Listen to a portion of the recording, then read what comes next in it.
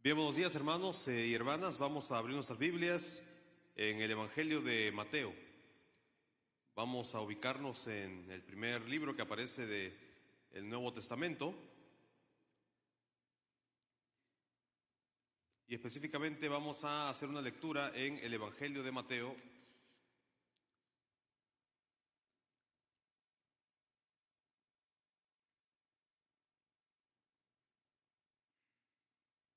Y vamos a ubicarnos en el capítulo 16.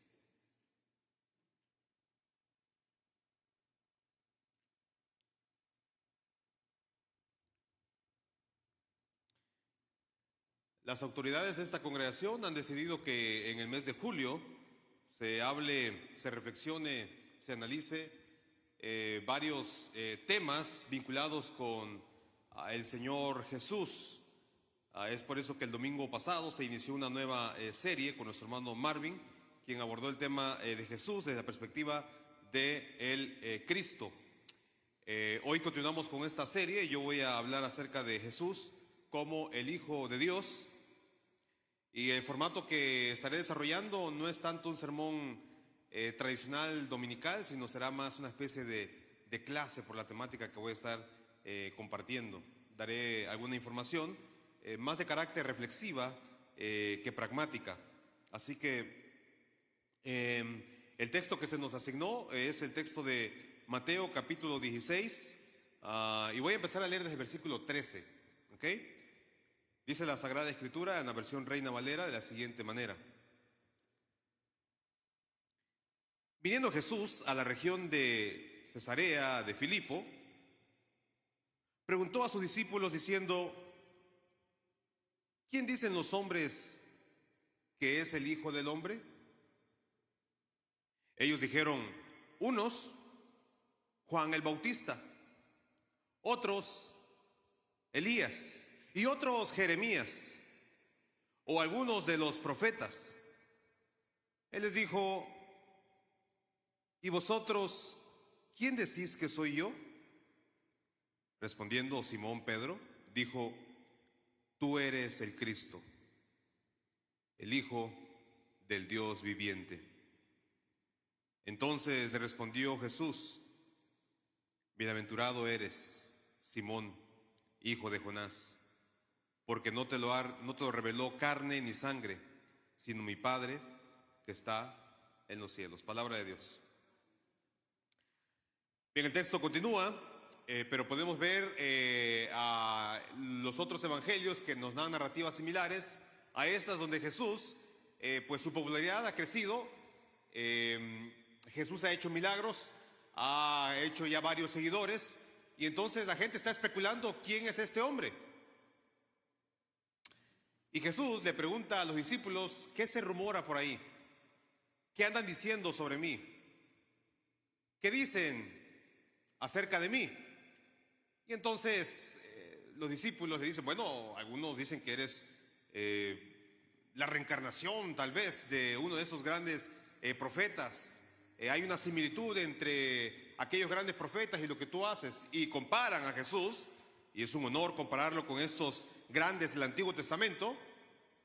Pero después Jesús dice: no es tan importante lo que otros piensen acerca de mí, es más importante lo que ustedes piensan acerca de quién soy yo. Y a propósito le pregunta: ¿quién soy yo? Y como sabemos, en toda lista de apóstoles siempre Pedro será el primero, y Pedro hace su famosa declaración.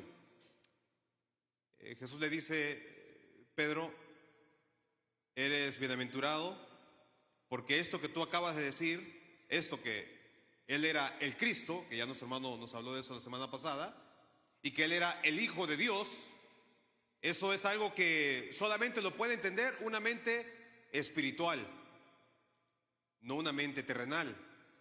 Eso es algo que proviene directamente de Dios. Por eso dice: eso te lo reveló mi Padre. Y esta declaración solamente puede ser asimilada por medio de la fe. Solo con los ojos de la fe se puede entender que Jesús es el Cristo y que Jesús es el Hijo de Dios. Por eso los agnósticos o aquellos que se resisten a creer más allá de la evidencia que puedan ver, les será muy difícil entender estos conceptos, porque la fe a veces, cuando la vemos a la luz de la razón, pues simplemente no puede ser comprendida o asimilada. Ahora, esta no es la primera vez que se hace esta declaración. Ya en el mismo evangelio, anteriormente los discípulos habían reconocido que Jesús era el Hijo de Dios. Usted se recuerda cuando ellos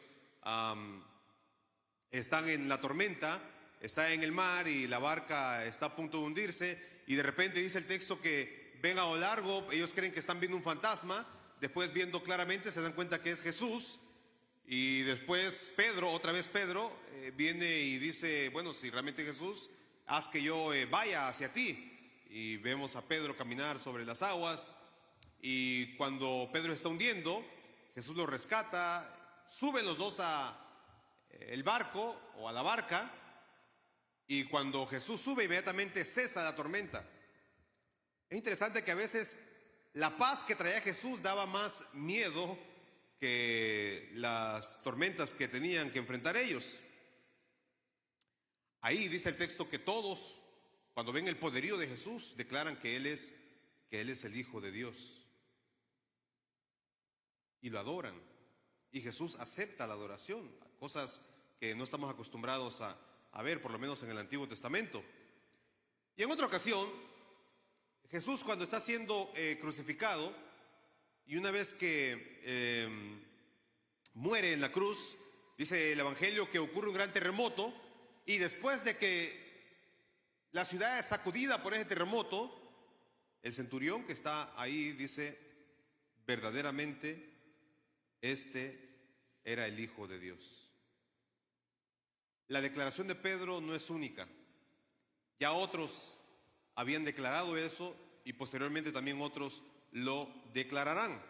Ahora, esta frase, porque es el tema que se me ha encomendado, de el Hijo de Dios, es algo que no es tan recurrente en las páginas del Antiguo Testamento, aunque en ocasiones encontramos que, por ejemplo, se le llama Hijo de Dios al pueblo de Israel.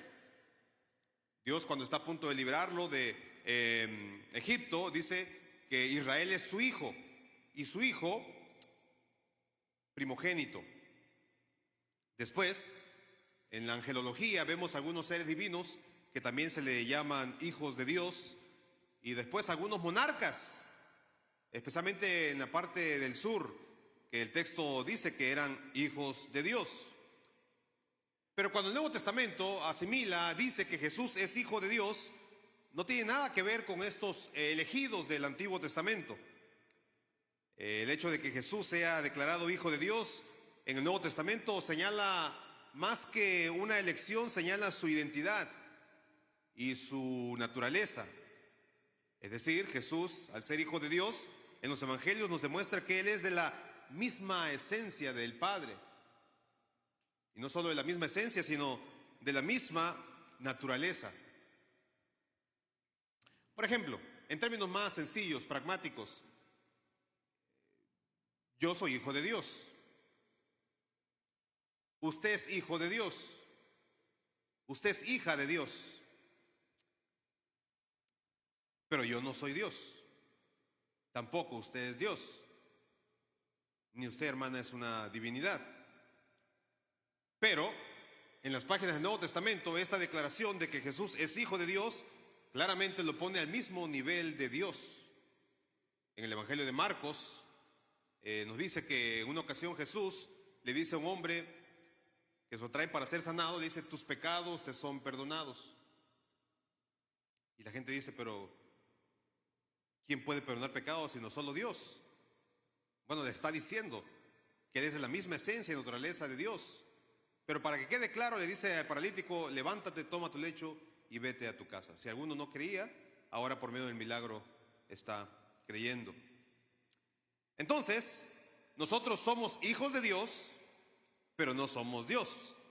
Jesús es Hijo de Dios y Él es de la misma naturaleza, esencia e identidad que su Padre. Eso lo hace único a Él. No hay ningún otro ser que tenga estas características. El hermano que nos dirigió en la Cena del Señor mencionaba el pasaje famoso del Juan 3:16, que todos lo sabemos de memoria, que hace referencia al Hijo unigénito. Es decir, otras versiones lo aclaran y dicen el único Hijo. En esencia, en naturaleza no hay otro como Cristo. Por eso es parte de la Trinidad, de la Santísima Deidad. Vamos al Evangelio, ahí mismo donde estamos, en el capítulo 16. El capítulo 17 nos encontramos otro pasaje que de alguna manera nos arroja luz en esto que intentamos decir. Dice el capítulo 17, versículo 1.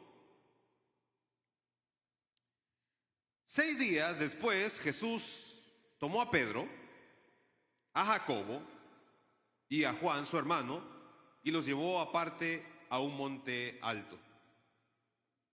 Y se transfiguró delante de ellos, y resplandeció su rostro como el sol, y sus vestidos se hicieron blancos como la luz. Y he aquí les aparecieron Moisés y Elías, hablando con él.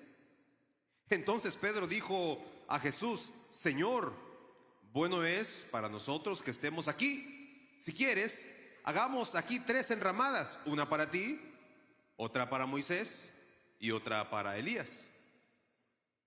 Mientras él aún hablaba, una nube de luz los cubrió, y he aquí una voz desde la nube que decía: Este es mi Hijo amado, en quien tengo complacencia.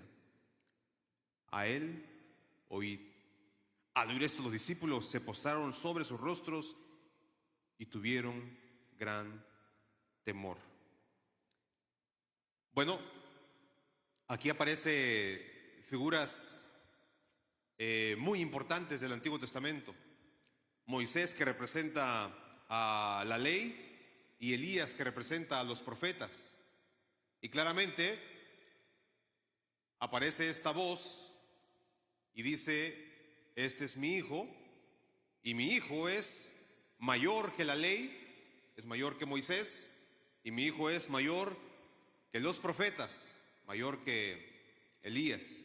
A él deben escuchar.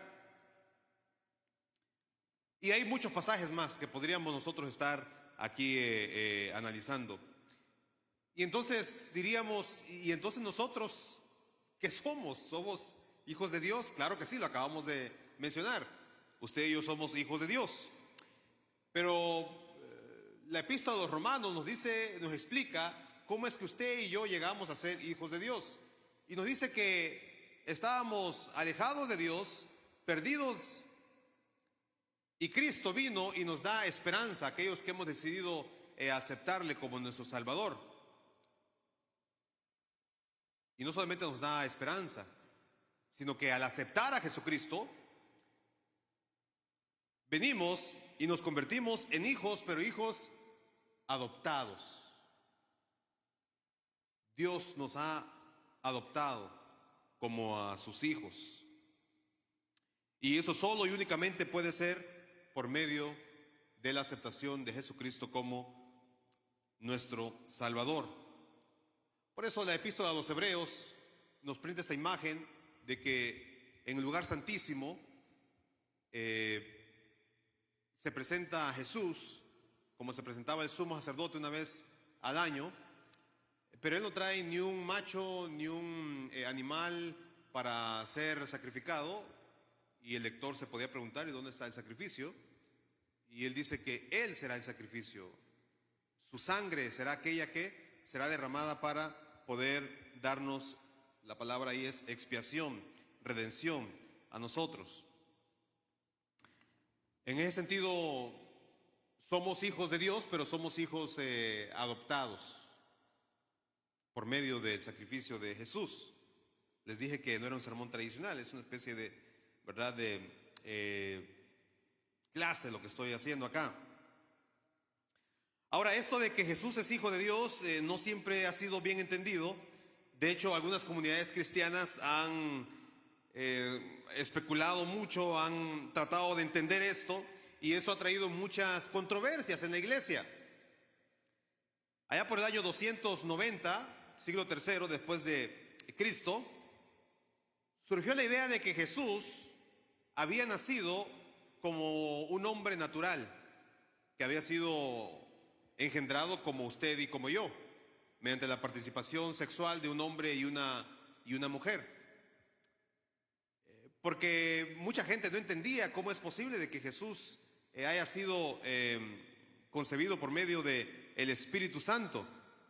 Y entonces surgió una herejía. Y la herejía consistía en decir que Jesús nació de un hombre y una mujer, pero que fue un hombre tan santo, un hombre tan consagrado a Dios, que Dios en el cielo decidió adoptarlo como su hijo en esencia y naturaleza. Y entonces a esa idea se le llamó la herejía del adopcionismo, que creen que Jesús fue un hombre como usted y como yo, pero que fue un hombre tan santo, tan consagrado, que Dios lo decidió adoptar como su hijo en esencia y naturaleza. Eso claramente es algo alejado de las páginas y enseñanzas de la Sagrada Escritura. Un siglo después surgió otra herejía, otro hombre que trataba de entender cómo esto era de que Jesús era hijo de Dios. Este hombre se llamaba Arrio, y Arrio, él decía que Jesús sí era hijo de Dios, pero que Jesús fue la primera cosa que Dios creó, o la primera criatura creada por Dios. Por lo tanto, decía que Jesús no era eterno, que no siempre había existido.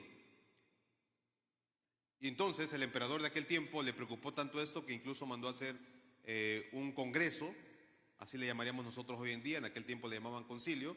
De hecho se considera el primer concilio ecuménico de aquel tiempo, y se reunieron más de 300 obispos de toda la iglesia, principalmente oriental, y llegaron a un acuerdo, y el acuerdo era que Arrio era un hereje, porque dijeron que Jesús siempre había existido, era coeterno con el Padre, siempre había existido.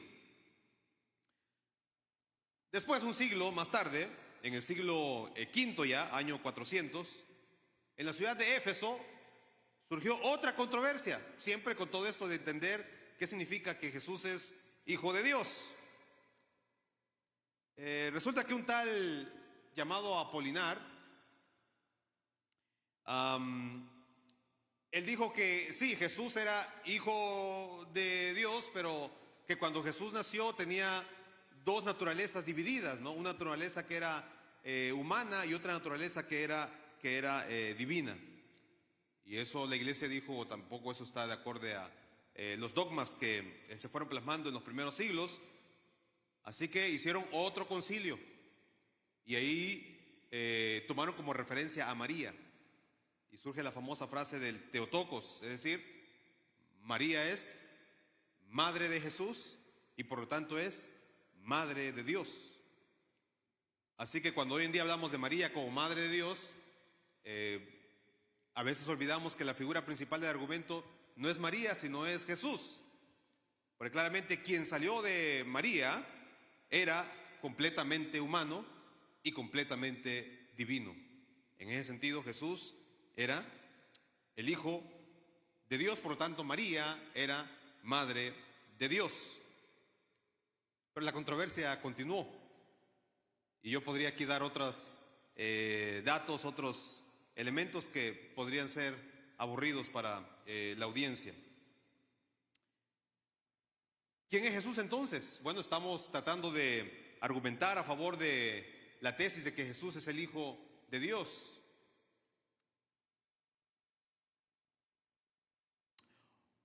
Muchos hoy en día que no son cristianos se atreven a decir que Jesús fue un gran maestro y lo ponen al nivel de Buda, Confucio, Mahoma.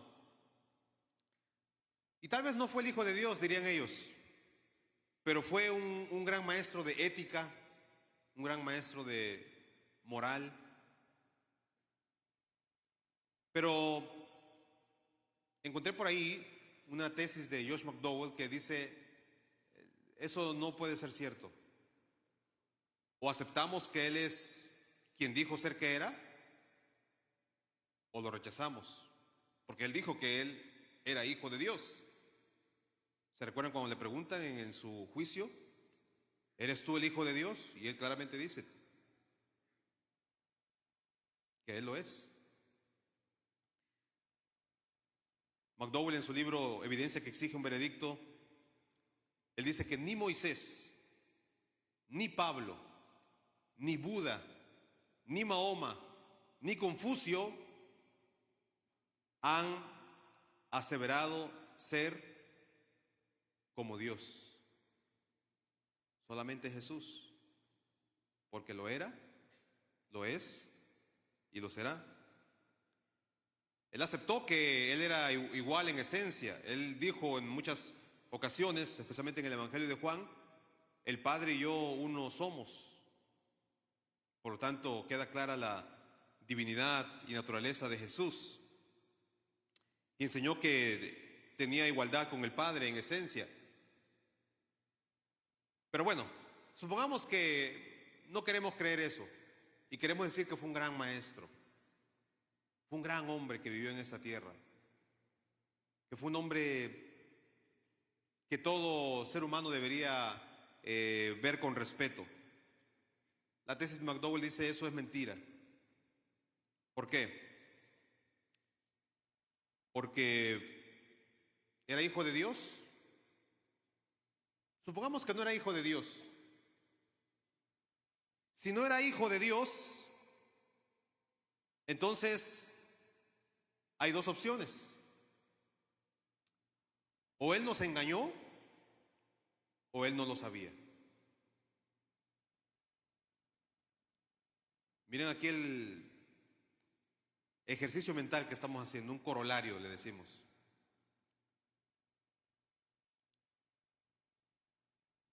Jesús fue hijo de Dios, estamos diciendo, bueno, vamos a suponer que no lo fue. Y estamos suponiendo que no lo fue, tenemos dos opciones. Una es que Él no lo sabía y otra es que Él sí lo sabía. Y si Él sí sabía que no era hijo de Dios, entonces era un mentiroso, un farsante, un hipócrita. Y entonces no puede ser un gran maestro de ética, porque nos estaba mintiendo, porque Él sí sabía que no era hijo de Dios.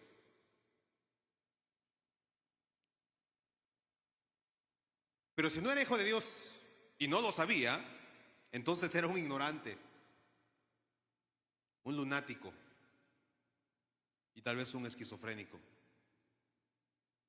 Por lo tanto, se aleja eso de la gran imagen que quieren mostrar de este hombre, buena persona, buen maestro de ética y de moral. Y la otra opción que tenemos es, ¿era hijo de Dios? La otra opción es sí, era hijo de Dios. Y salen aquí dos opciones más. Si él sí era hijo de Dios, claramente él estaba consciente de eso porque lo dijo, pues tengo la opción de aceptarlo o rechazarlo.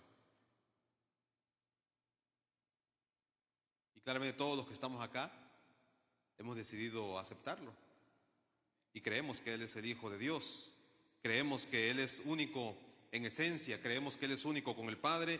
Y creemos que Él tiene la misma naturaleza que tiene el Padre. Y creemos, aunque no exista un dogma, aunque no exista un planteamiento, aunque no exista un credo, pero creemos que Él es igual con el Padre y con el Espíritu Santo. Lo que algunos tal vez niegan llamarle Trinidad. Lo hemos aceptado y porque lo hemos aceptado nos hemos convertido también en hijos de Dios, pero no de la misma naturaleza, sino nos hemos convertido en hijos de Dios por medio de la adopción. Dios nos ha adoptado como sus hijos.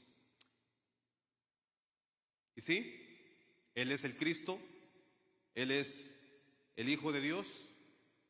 Y verán en el próximo sermón o en la próxima enseñanza que no solamente era el Cristo ni el Hijo de Dios, sino que también era y es el Rey y Señor de todos aquellos que decidan seguirle cuando Él les hace el llamado. Bendiciones.